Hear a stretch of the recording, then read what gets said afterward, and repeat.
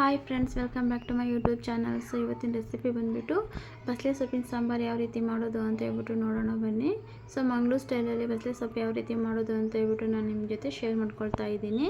So ಬಸಳೆ ಸೊಪ್ಪಿಗೆ ಒಂದು ಮುಕ್ಕಾಲು ಕಪ್ಪಷ್ಟು, ಚಿಕ್ಕ ಕಪ್ಪಲ್ಲಿ ಒಂದು ಮುಕ್ಕಾಲು ಕಪ್ಪಷ್ಟು ಬೇಳೆ ತೊಗೊಂಡಿದ್ದೀನಿ. ಇವಾಗ ಬೇಳೆನ ಚೆನ್ನಾಗಿ ವಾಶ್ ಮಾಡಿಬಿಟ್ಟು ಒಂದೆರಡು ವಿಸಿಲು ಕೂಗಿಸ್ಕೋಬೇಕು. ಒಂದೆರಡು ಗ್ಲಾಸಷ್ಟು ನೀರು ಹಾಕ್ಕೊಂಡಿದ್ದೀನಿ ನಾನು. ಸೊ ಇವಾಗ ಒಂದೆರಡು ವಿಸಿಲ್ ಕೂಗಿಸ್ಕೋಬೇಕು. ಸೊ ಬೇಳೆ ಬೇಯೋಷ್ಟೊತ್ತಿಗೆ ಮಸಾಲೆ ರೆಡಿ ಮಾಡ್ಕೊಳ್ಳೋಣ. ಒಂದು ಜಾರಿಗೆ ನಾನು ಒಂದು ಅರ್ಧ ಕಪ್ಪಷ್ಟು ತೆಂಗಿನಕಾಯಿ ಹಾಕ್ಕೊತಾ ಇದ್ದೀನಿ. ಒಂದೆರಡು ಮೀಡಿಯಮ್ ಸೈಜು ಚಿಕ್ಕ ಟೊಮೊಟೊನ, ಫುಲ್ ಹಣ್ಣಾಗಿರುವಂಥ ಒಂದೆರಡು ಟೊಮೊಟೊನ ಹಾಕ್ಕೊಳ್ತಾ ಇದ್ದೀನಿ. ಒಂದು ಮೀಡಿಯಮ್ ಸೈಜು ಒಂದು ಈರುಳ್ಳಿನ ಕಟ್ ಮಾಡಿಬಿಟ್ಟು ಹಾಕ್ಕೊಳ್ತಾ ಇದ್ದೀನಿ. ಒಂದು ಸ್ಪೂನಷ್ಟು ಧನಿಯಾ ಪುಡಿ ಹಾಕ್ಕೊಳ್ತಾ ಇದ್ದೀನಿ. ಒಂದು ಸ್ಪೂನಷ್ಟು ಖಾರದ ಪುಡಿ ಹಾಕ್ಕೊಳ್ತಾ ಇದ್ದೀನಿ. ಖಾರ ನಿಮಗೆ ಜಾಸ್ತಿ ಬೇಕಂದರೆ ಇನ್ನೂ ಸ್ವಲ್ಪ ಸೇರಿಸ್ಬಿಟ್ಟು ಹಾಕ್ಕೊಳ್ಳಿ. ಸೊ ನಮ್ಮ ಮನೇಲಿ ಮಕ್ಕಳಿರೋದ್ರಿಂದ ಸ್ವಲ್ಪ ಖಾರ ಕಮ್ಮಿನೇ ತಿನ್ನೋದು, ಹಂಗಾಗ್ಬಿಟ್ಟು ಒಂದು ಸ್ಪೂನ್ ಹಾಕ್ಕೊಳ್ತಾ ಇದ್ದೀನಿ ನಾನು. ಸೊ ಇದಕ್ಕೆ ಒಂದು ಸ್ವಲ್ಪ ನೀರು ಹಾಕ್ಕೊಬಿಟ್ಟು ಇವಾಗ ಮಿಕ್ಸಿಗೆ ಹಾಕ್ಕೊಳ್ಳೋಣ. ಸೊ ಇವಾಗ ಮಸಾಲೆ ರೆಡಿಯಾಗಿದೆ ನೋಡಿ. ಈ ಥರ ನುಣ್ಣಗೆ ರುಬ್ಬಿಟ್ಟು ಇಟ್ಕೊಂಡಿದ್ದೀನಿ ನಾನು. ಸೊ ಈ ರೀತಿ ಮಸಾಲೆ ರೆಡಿ ಮಾಡ್ಕೋಬೇಕು. ಇವಾಗ ಇನ್ನೊಂದು ಸೈಡಲ್ಲಿ ಬಂದುಬಿಟ್ಟು ಸೊಪ್ಪನ್ನೆಲ್ಲ ಕ್ಲೀನಾಗಿ ಈ ಥರ ಚೆನ್ನಾಗಿ ಬಿಡಿಸ್ಬಿಟ್ಟು ಇಟ್ಕೊಂಡಿದ್ದೀನಿ. ಇನ್ನೂ ವಾಶ್ ಮಾಡಿಲ್ಲ. ಸೊ ಈ ಥರ ಎಲ್ಲ ದಂಟನ್ನು ಈ ಥರ ಉದ್ದುದ್ದಾಗಿ ಕಟ್ ಮಾಡಿಬಿಟ್ಟು ಇಟ್ಕೊಳ್ಬೇಕು, ಆವಾಗ ತಿನ್ನೋದಕ್ಕೆ ಚೆನ್ನಾಗಿರುತ್ತೆ.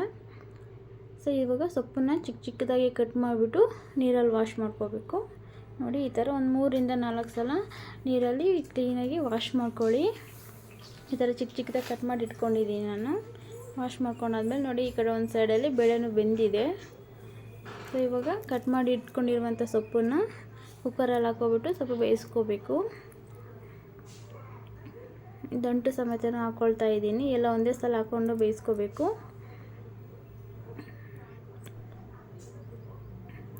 ನೋಡಿ, ಈ ಥರ ಚಿಕ್ಕ ಚಿಕ್ಕದಾಗಿ ಕಟ್ ಮಾಡಿ ಹಾಕ್ಕೊಳ್ಳೋದ್ರಿಂದ ಬೇಗ ಬೇಯುತ್ತೆ. ಇವಾಗ ಅದಕ್ಕೆ ಒಂದು 2 ಗ್ಲಾಸಷ್ಟು ನೀರು ಹಾಕ್ಕೊಳ್ತಾ ಇದ್ದೀನಿ.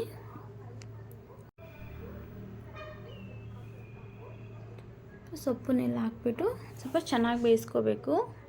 ಸೊ ಒಂದು ಕುದಿ ಬರೋವರೆಗೂ ಸ್ವಲ್ಪ ಬೇಯಿಸ್ಕೊಳ್ಳಿ. ಸೊ ಒಂದು ಕುದಿ ಬಂದಾದಮೇಲೆ ನೋಡಿ, ಈ ಥರ ಒಂದು ಕುದಿ ಬಂದಾದಮೇಲೆ ನಾವೇನು ಮಸಾಲೆ ರೆಡಿ ಮಾಡಿ ಇಟ್ಕೊಂಡಿದ್ವಲ್ಲ ಆ ಮಸಾಲೆನ ಹಾಕ್ಕೊಳ್ಬೇಕು ನೋಡಿ. ನೀರು ಇಷ್ಟು ಹಾಕ್ಕೊಂಡಿದ್ದೀನಿ ನಾನು, ಒಂದು 2 ಗ್ಲಾಸ್ ಅಷ್ಟು ಹಾಕ್ಕೊಂಡಿದ್ದೀನಿ. ಸೊ ಇವಾಗ ರುಬ್ಬಿಟ್ಕೊಂಡಿರುವಂಥ ಮಸಾಲನ ಹಾಕ್ಕೊಳ್ತಾ ಇದ್ದೀನಿ.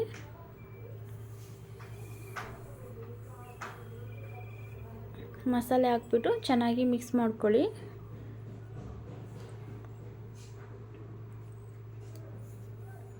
ಈ ಥರ ಮಸಾಲೆ ಹಾಕ್ಬಿಟ್ಟು ಚೆನ್ನಾಗಿ ಮಿಕ್ಸ್ ಮಾಡಿಬಿಟ್ಟು, ಇದೆಷ್ಟೋ ನಾನೇ ನೀರು ಹಾಕ್ತಾಯಿಲ್ಲ.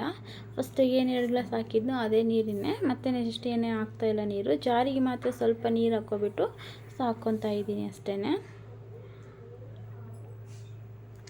ಸೊ ಈ ಥರ ಮಸಾಲೆ ಎಲ್ಲ ಹಾಕ್ಬಿಟ್ಟು ಚೆನ್ನಾಗಿ ಮಿಕ್ಸ್ ಮಾಡಿಬಿಟ್ಟು ರುಚಿಗೆ ತಕ್ಕಷ್ಟು ಉಪ್ಪನ್ನ ಹಾಕ್ಬಿಟ್ಟು ಚೆನ್ನಾಗಿ ಕುದಿಸ್ಕೋಬೇಕು.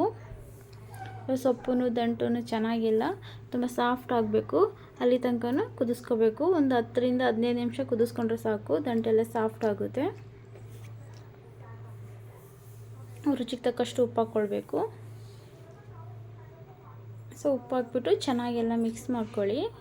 ಮಿಕ್ಸ್ ಮಾಡ್ಕೊಬಿಟ್ಟು ಒಂದು 15 ನಿಮಿಷ ಕುದಿಸ್ಕೊಳ್ಳಿ ನೋಡಿ. ಚೆನ್ನಾಗೆಲ್ಲ ಕುದಿಸ್ಕೊಂಡಿದ್ದೀನಿ. ಸಾಂಬಾರು ಗಟ್ಟಿಯಾಗಿದೆ. ಅದಕ್ಕಿದ್ರೆ ಸಾಕು, ತುಂಬ ತೆಳು ಇದ್ದರೆ ಚೆನ್ನಾಗಿರಲ್ಲ ಸಾಂಬಾರು.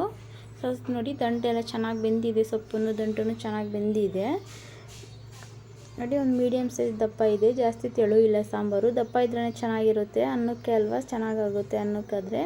ಇವಾಗ ಒಗ್ಗರಣೆ ಮಾಡ್ಕೊಳ್ಳೋಣ. ಒಂದು ಪಾತ್ರೆಯಲ್ಲಿ ಒಂದು 2ರಿಂದ 3 ಸ್ಪೂನಷ್ಟು ಆಯಿಲ್ ಹಾಕ್ಕೊಬಿಟ್ಟು ಒಂದು ಮೀಡಿಯಮ್ ಸೈಜ್ ಈರುಳ್ಳಿನ ಕಟ್ ಮಾಡಿಬಿಟ್ಟು ಫ್ರೈ ಮಾಡ್ಕೋಬೇಕು. ಸೊ ಈರುಳ್ಳಿ ಫ್ರೈ ಆದಮೇಲೆ ಸೊಪ್ಪು ಸಾಂಬಾರನ್ನು ಹಾಕ್ಕೋಬೇಕು. ಇದಕ್ಕೆ ಸಾಂಬಾರು ಹಾಕ್ಕೊಬಿಟ್ಟು ಚೆನ್ನಾಗಿ ಮಿಕ್ಸ್ ಮಾಡ್ಕೊಳ್ಳಿ ನೋಡಿ. ಬಸಳೆ ಸೊಪ್ಪಿನ ಸಾಂಬಾರು ರೆಡಿಯಾಗಿದೆ. ಸೊ ಈ ರೀತಿ ಟ್ರೈ ಮಾಡಿ ನೋಡಿ, ಟೇಸ್ಟ್ ಮತ್ತು ತುಂಬ ಚೆನ್ನಾಗಿರುತ್ತೆ. ನಿಮಗೆ ಈ ವಿಡಿಯೋ ಇಷ್ಟ ಆದರೆ ಲೈಕ್ ಮಾಡಿ, ಶೇರ್ ಮಾಡಿ, ಕಮೆಂಟ್ ಮಾಡಿ, ಹಾಗೆ ನಮ್ಮ ಚಾನಲ್ನ ಸಬ್ಸ್ಕ್ರೈಬ್ ಮಾಡ್ಕೊಳ್ಳಿ.